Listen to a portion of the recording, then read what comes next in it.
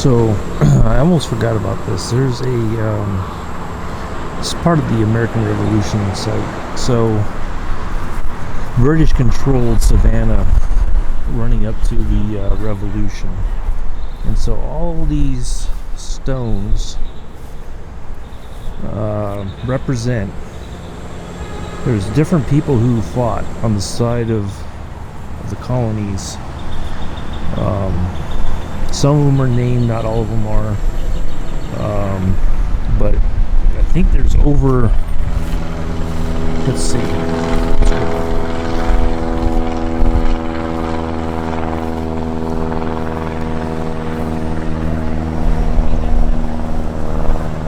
So the Battle of Savannah. So there was a victory here.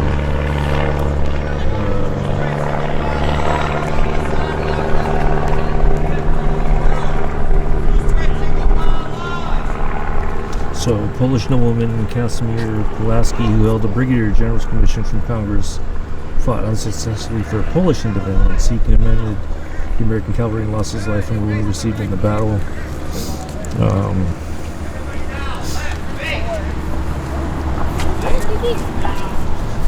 So, 800 wounded or killed. So this is just, so as the story goes, and I think there's a marker or something somewhere. They were marching on Savannah.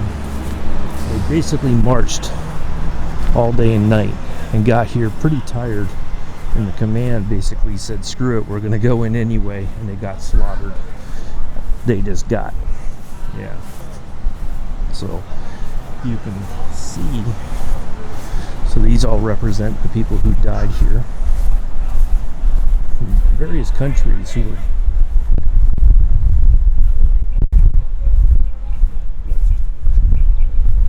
I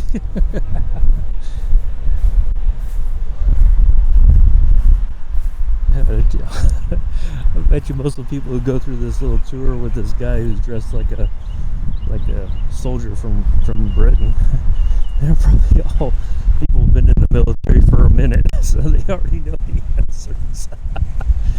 Anyway, so this is what kind of what the defenses look like for the Brits. I tell you one thing about Savannah, they are very big about their history, whether it's positive or not. They don't want the history to disappear because you can teach people about the past instead of, well, essentially erasing things and trying to say these people didn't exist. You know, whether you agree or disagree with America's past, is better to teach people about it, to have those conversations, I think, than to erase things, tear it down, destroy it. It doesn't serve any purpose, you know. So people don't learn from the past mistakes by doing that. But anyway, I'll get off my soapbox now. It's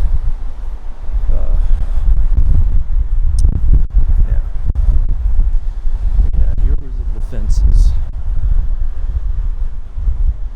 Now, this may not be exact. This is, but from what I understand, it's fairly common for what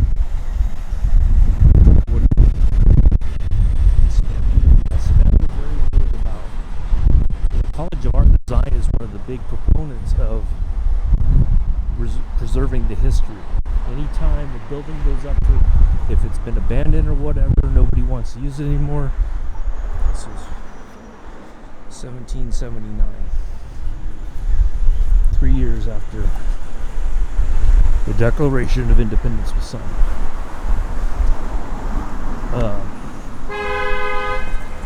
The College of Art and Design will take up, well, it's the same one we saw down there. I'm going to go over here.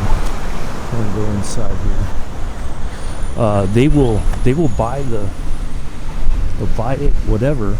They'll use it somehow. They'll turn it into offices or dorms or whatever.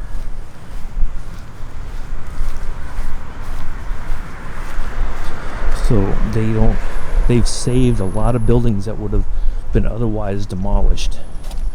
And when we get to the historic district, when I walk over there later, one of the things is that they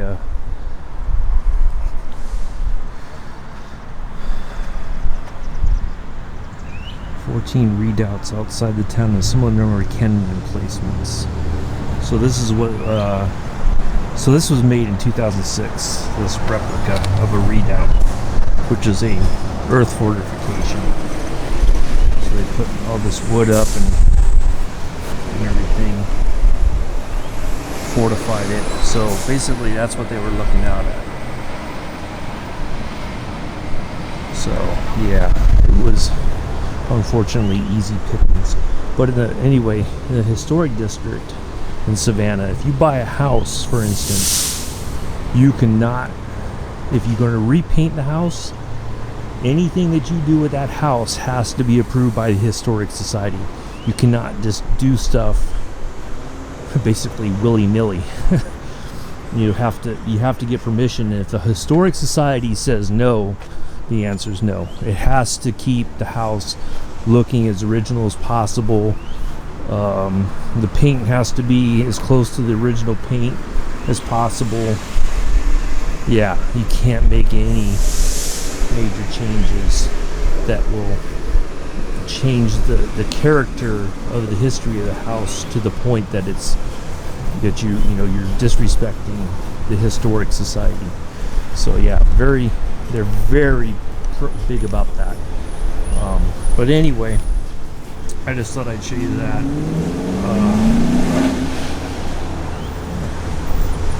Anyway, all right, I'm going to stop here and pick it up later.